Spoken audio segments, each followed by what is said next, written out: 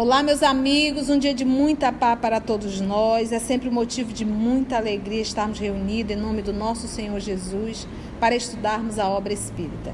E hoje nós vamos estudar o livro dos médiuns, segunda parte, capítulo 14. Nós vamos dar continuidade ao item 172. E hoje é exatamente 1º de outubro de 2021. Eu vou solicitar para a nossa querida amiga Aramita fazer a nossa prece de gratidão. Senhor Jesus, obrigada pela vida, pelo pão, pelo trabalho, pela paz. Obrigado pelos estudos, pelas letras que conseguimos compreender. Quantos não conseguem, quantos não sabem. Graças te damos por essa oportunidade, que saibamos aproveitá-la em benefício da retificação dos nossos erros milenares, das nossas quedas, das nossas procrastinações, dos nossos desvios de caminhos.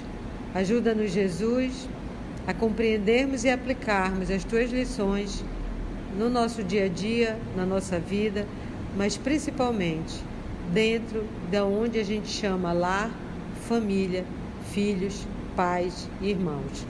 Ajuda-nos a ficarmos contigo, porque tu estás conosco hoje e sempre, que assim seja. Muito bem, nós vamos estudar o médios sonambúlicos. Confere? Confere. A gente percebe sempre que existe uma dúvida muito grande quando se fala em médios sonambúlicos. As pessoas têm dificuldade de compreender. Então vamos lá mais uma vez para ver se a gente consegue fixar essa lição.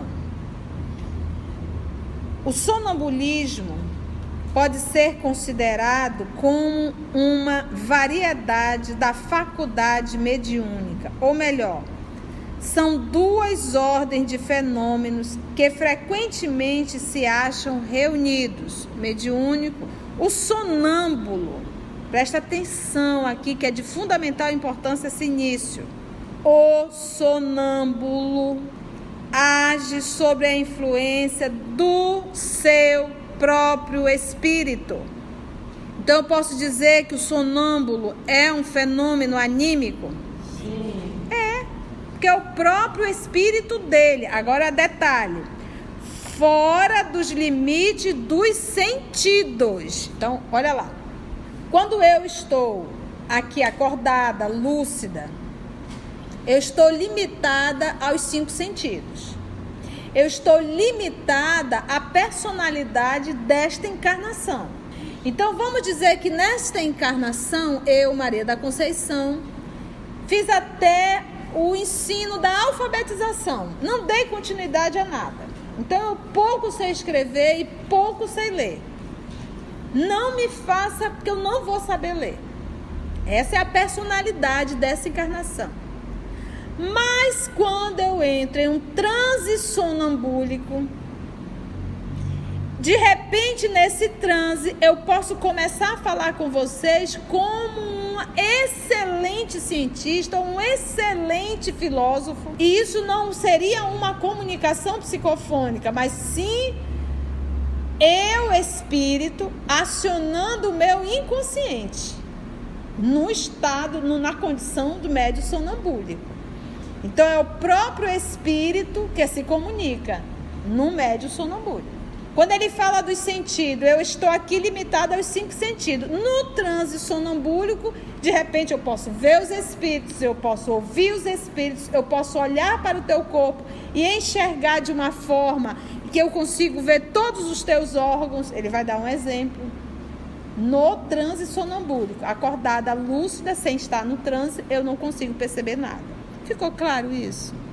Quando você fala no médio vidente, o termo médio vidente, a pessoa não está em transe sonambúlico, ela está lúcida, acordada, e ela vê os espíritos. Ela consegue ver os espíritos, entendeu? O sonâmbulo age sob a influência do seu próprio espírito. É sua alma que... E o professor Allan Kardec, em O Livro dos Espíritos, ele fez essa diferença. A alma, esse termo é direcionado para o espírito que está encarnado. Como ele diz, para uma nova ciência, novos termos. Então é o que ele diz. É sua alma que, nos momentos de emancipação, vê, ouve e percebe fora dos limites do sentido. Ficou claro agora, quando falar em médio sonambúlico? É a ação da própria alma, ok? Em geral, ele tira de si mesmo, olha só, ele tira de si mesmo o que ele expressa. De si mesmo o quê? Do seu inconsciente. Em geral, suas ideias são mais justas do que no estado normal. Porque no estado normal, no estado lúcido, ele vai se limitar ao que ele construiu nessa encarnação. Agora, quando ele está no transe sonambúlico, é aquilo que a ideia dele é de espírito já. Não é de personalidade. Entendeste? Por exemplo, quando nós estamos encarnados, a gente pensa de um jeitinho. Quando nós desencarnarmos, que nós voltarmos à nossa casa, o nosso pensamento não vai ficar limitado, não é desse jeitinho, muda. Porque a gente passa a pensar como espírito, depois daquele processo da perturbação. Depois desse período da perturbação, que você cai em si, você passa a pensar como espírito, você começa a pensar como espírito. Em geral, suas ideias são mais justas do que no estado normal e mais amplos os seus conhecimentos. Porque sua alma está livre. Livre do quê? Da influência da matéria. Da influência da matéria. Numa palavra, ele vive antecipadamente a vida dos espíritos. Então é muito interessante, é como se o corpo dele nesse momento fosse instrumento para ele, espírito, se comunicar. Você, na condição de um médium ostensivo, você não cede o seu corpo para um espírito se comunicar? Então, nesse momento, o médium sonambúlico, ele cede o corpo dele para que ele, espírito, possa se comunicar. E não ele, alma. Ele, espírito. Ficou claro, Mônica? O médium, ao contrário, ele é instrumento de uma inteligência estranha. O médium. Estranha. Por quê? Porque não é ele, espírito, que está se comunicando. É um outro espírito que se comunica através do seu intermédio. Daí o termo médio, que ele vai mediar. Mas, tia, por que é médio sonambúlico? Porque quando ele entra no transe, ele vê, ouve os espíritos. Ele conversa com os espíritos. E ele vai passar essa informação do que ele está vendo. Logo, ele é um médio também. Mas o fenômeno está acontecendo, é a própria alma dele. Entendeu? O médium, ao contrário, ele é instrumento de uma inteligência estranha. Ele é passivo. Ele não tem como interferir. É passivo. E o que diz não vem dele.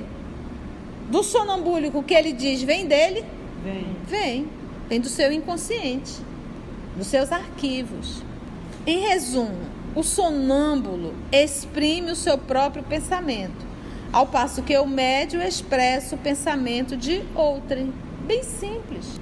Mas o espírito que se comunica com o médium comum também pode fazê-lo com o sonâmbulo.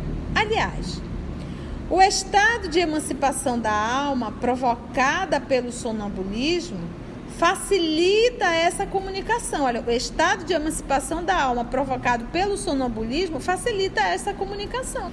Muitos sonâmbulos veem perfeitamente os espíritos e os descrevem com tanta precisão quanto os médios videntes. Podem conversar com eles e transmitir-nos o seu pensamento. Tá vendo? Como ele transmite o pensamento de um espírito, é ele, né? Porque no processo de psicofonia, o espírito usa o órgão fonador.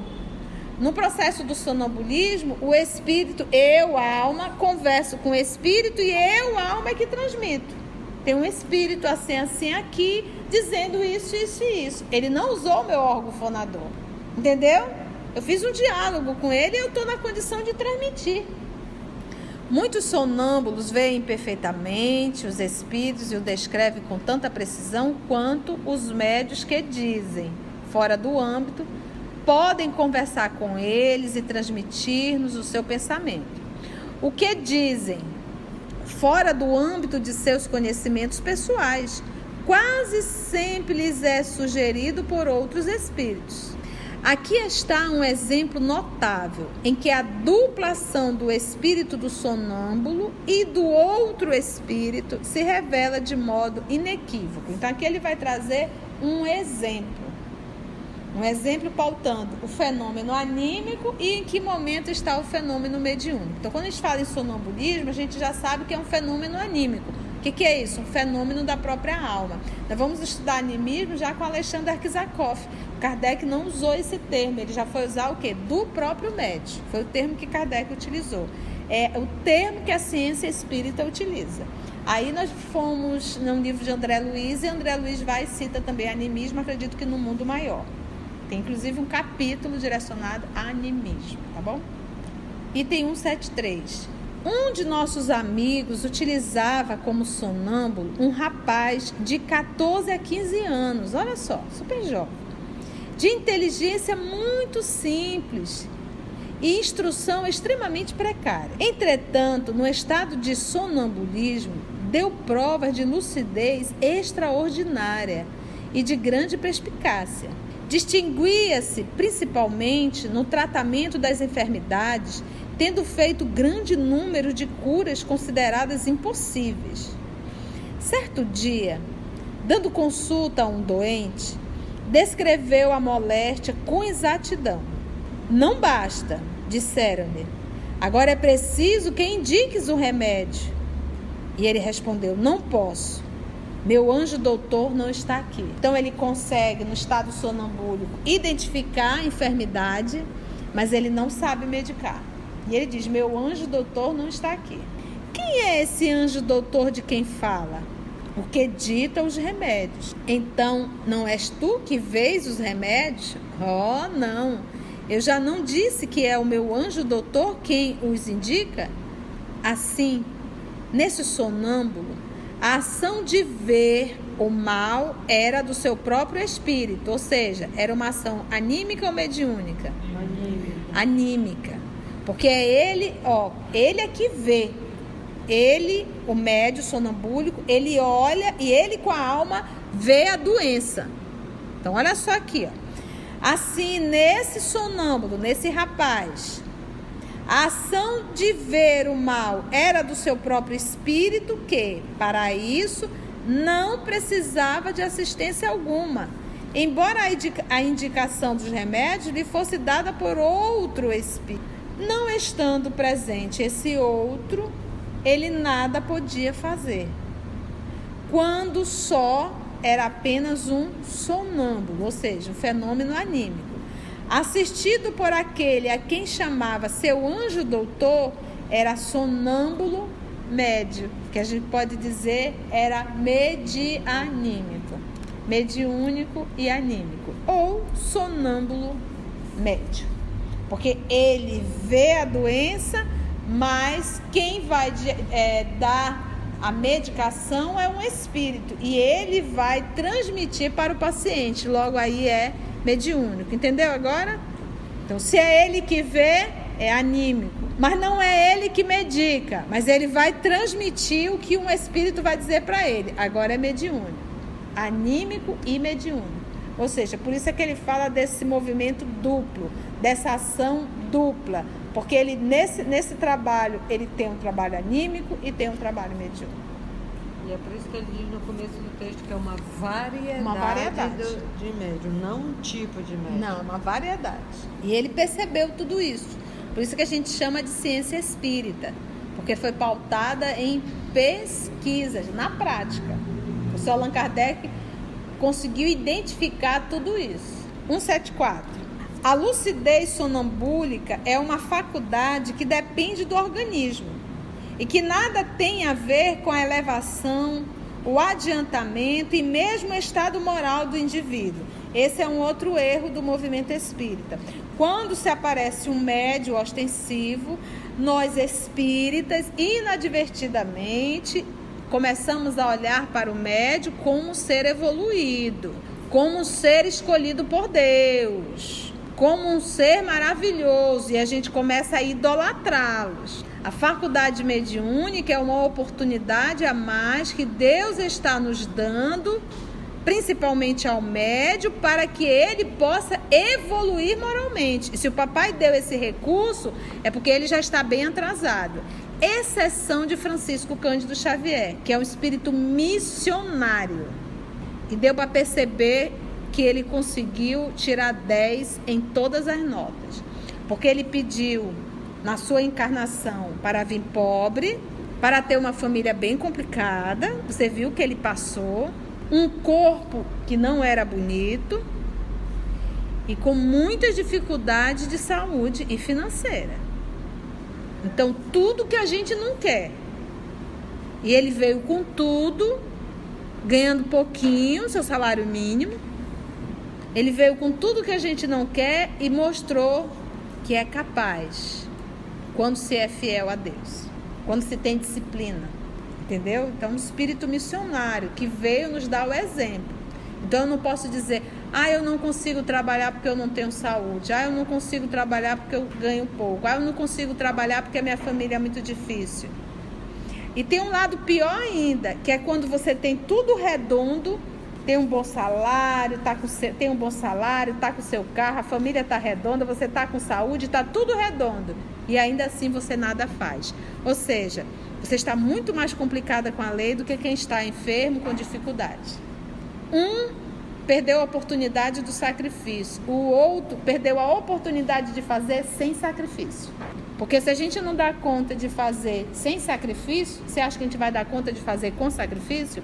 O que a titia está querendo dizer?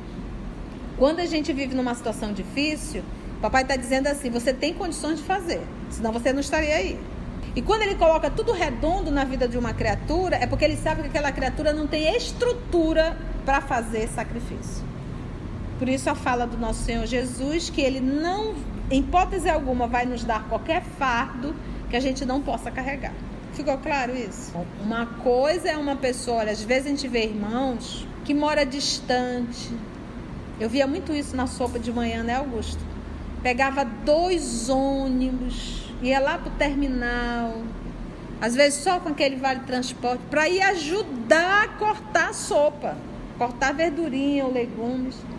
Aí sai a gente no nosso carro, tomado café, chega lá. Qual dos dois tem mais mérito? Porque o sacrifício que ela fez foi muito maior. O meu sacrifício foi só largar a cama. O ato de amor dela foi muito maior de sacrifício. Então, o trabalho dela tem muito mais mérito do que o meu. Entendeu, gente?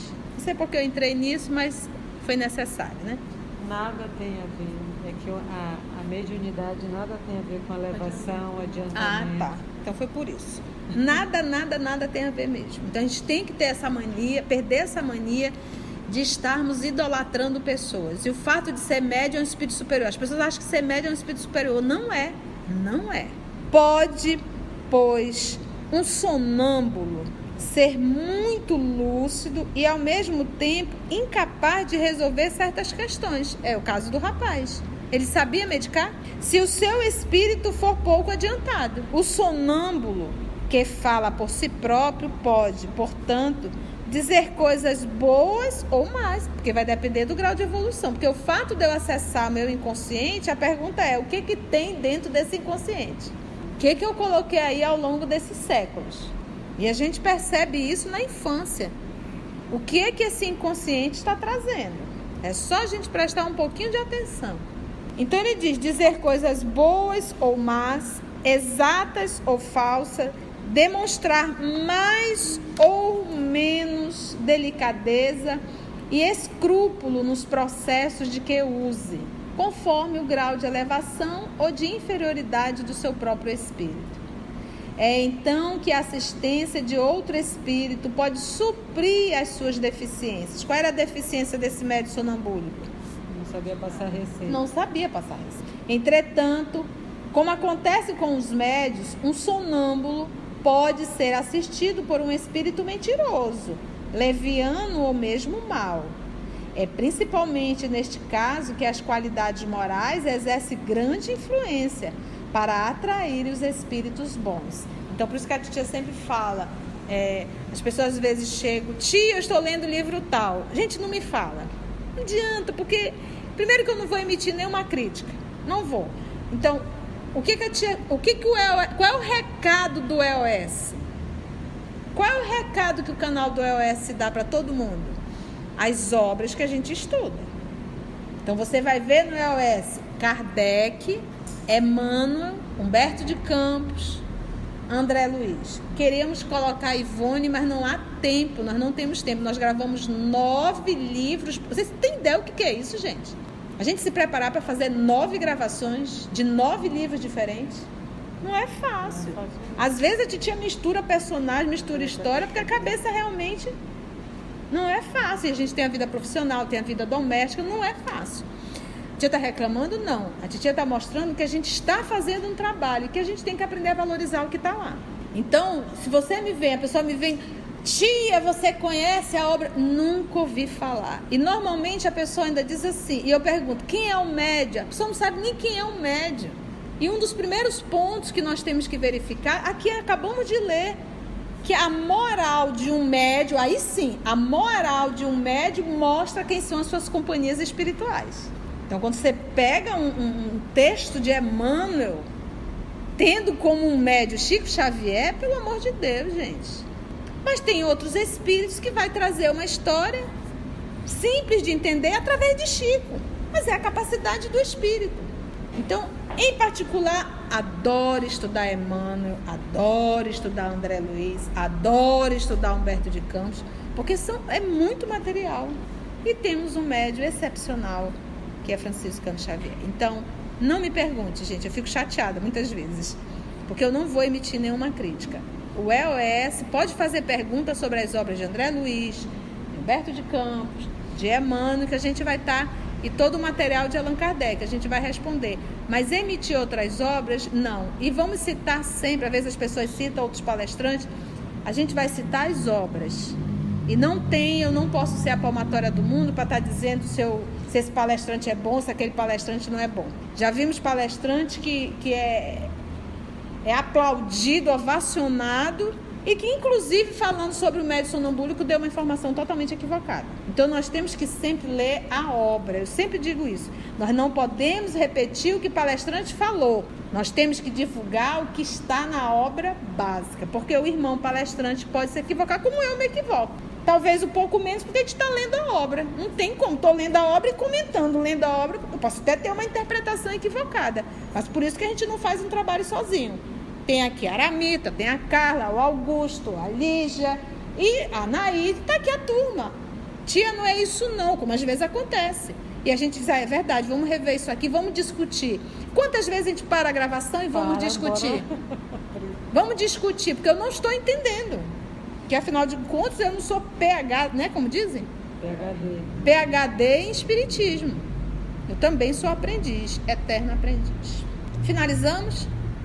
É então que a assistência de outros espíritos pode suprir as suas deficiências. Entretanto, como acontece com os médios, um sonâmbulo pode ser assistido por um espírito mentiroso, leviano ou mesmo mau.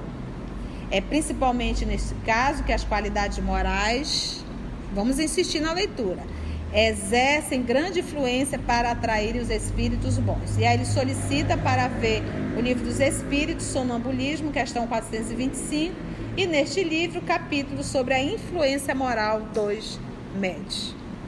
Agradecemos a Deus, nosso Pai, a espiritualidade amiga, e até o nosso próximo encontro, se Deus assim nos permitir.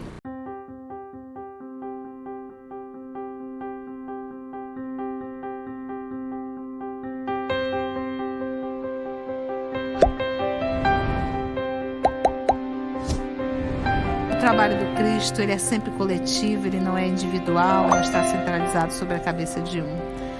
Somos o EOS, esse grupo que Jesus foi construindo ao longo dos anos, e estamos nós aqui estudando e tendo a alegria de poder compartilhar com todos vocês.